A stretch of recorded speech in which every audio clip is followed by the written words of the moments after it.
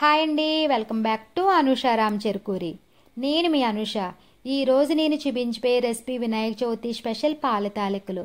ఒకసారి నేను చెప్పే ప్రాసెస్లో చేయండి, తాలికలు విరిగిపోకుండా ఎంతో కమ్మగా చాలా టేస్టీగా వస్తాయండి. నేను మా అమ్మ డైరెక్షన్లో చేస్తున్నానండి. ఈ రెసిపీ చాలా టేస్టీగా ఉంటుంది. సో లేట్ చేయకుండా ఎలా తయారు చేయాలో చూసేద్దాం రండి. ముందుగా స్టవ్ ఆన్ చేసి ఒక గిన్నె పెట్టుకోవాలి. ఇప్పుడు ఇందులో 1.5 గ్లాస్ బెల్లం వేసుకోవాలి. తర్వాత అర గ్లాస్ నీళ్లు వేసుకుని ఈ బెల్లంని కరిగించుకోవాలి.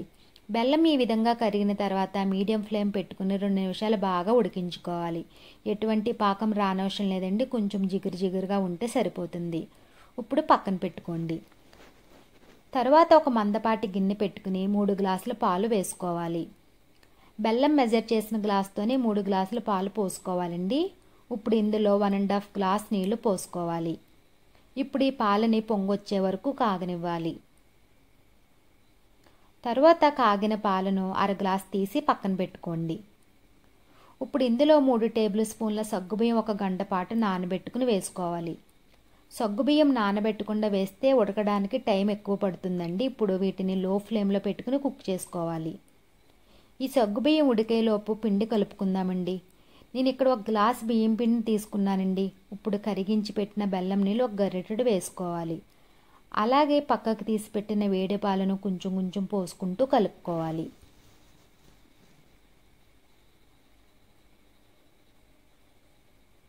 చూసారు కదండి, ఈ విధంగా కలుపుకోవాలి. పాల తాలికల పిండి రెడీ అయిందండి. ఇప్పుడు తాలికలు ప్రిపేర్ చేసుకుందాం. అరచేతికి కొంచెం నెయ్యి అప్లై చేసుకుని కొంచెం పిండి తీసుకుని ఈ విధంగా తాలికలు చేసుకోవాలి. ఇప్పుడు కొంచెం పిండిని తీసుకుని దాంట్లో మిగిలిన పాలు వేసుకుని ఉండలు లేకుండా కలుపుకొని పక్కన పెట్టుకోండి. సగ్గుబియ్యం కూడా ఉడికాయండి. ఇప్పుడు మనం ప్రిపేర్ చేసుకున్న తాలికలు వేసుకోవాలి. తాలికలు వేసాక గరిటెతో అస్సలు కదపకూడదండి. మూత పెట్టి లో ఫ్లేమ్లో ఉడికించుకోవాలి. ఈ లోపు డ్రై ఫ్రూట్స్ ఫ్రై చేసుకుందామండి. స్టవ్ ఆన్ చేసి ప్యాన్ పెట్టి 2 టేబుల్ స్పూన్లు నెయ్యి వేసుకోవాలి. నెయ్యి వేడయ్యాక సన్నగా చాప్ చేసిన ఎండు కొబ్బరి ముక్కలు వేసుకుని కొంచెం ఫ్రై అయ్యాక జీడిపప్పు కిస్మిస్ వేసుకుని ఫ్రై చేసుకోవాలి. ఇవి కూడా ఫ్రై అయిన తర్వాత స్టవ్ ఆఫ్ చేసి పక్కన పెట్టుకోండి. తాలికలని మధ్యలో కలుపుకుంటూ ఉడికించుకోవాలండి, లేదంటే అడుగున అంటుకుంటాయి. నెమ్మదిగా కలుపుకుంటూ ఉడికించుకోవాలి. ఫాస్ట్గా అస్సలు కదపకూడదండి, నెమ్మదిగా కలుపుకోవాలి. చూసారు కదండి, మనకి తాలికలు కూడా కుక్ అయ్యాయండి.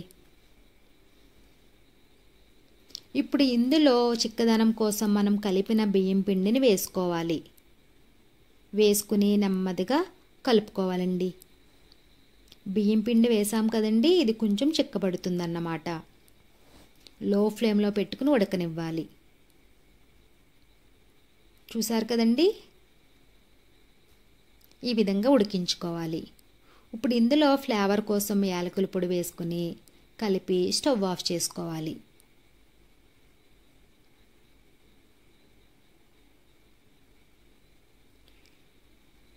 తరువాత పూర్తిగా చల్లారిన బెల్లం పాకం వేసుకోవాలి.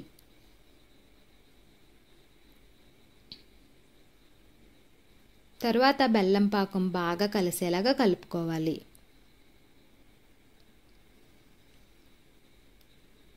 ఇలా కలుపుకున్న తర్వాత వేయించుకున్న డ్రై ఫ్రూట్స్ వేసుకుని కలుపుకోవాలి. అంతేనండి, పాల తాలికలు రెడీ అయ్యాయండి. చాలా కమ్మగా ఉంటాయండి. ఈ రెసిపీని మీరు కూడా ట్రై చేయండి. మనకి ఈ కన్సిస్టెన్సీ ఉంటే సరిపోతుందండి. ఇప్పుడు బొజ్జగన్నపేయకు నివేదించుకుందాం. చూసారు కదండి, చాలా సింపుల్గా పాల తాలికలు రెడీ అయ్యాయండి.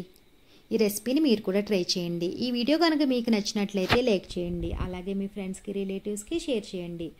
అలాగే కామెంట్ చేయండి. మరిన్ని వీడియోస్ కోసం మా ఛానల్ని సబ్స్క్రైబ్ చేయండి. Thank you for watching.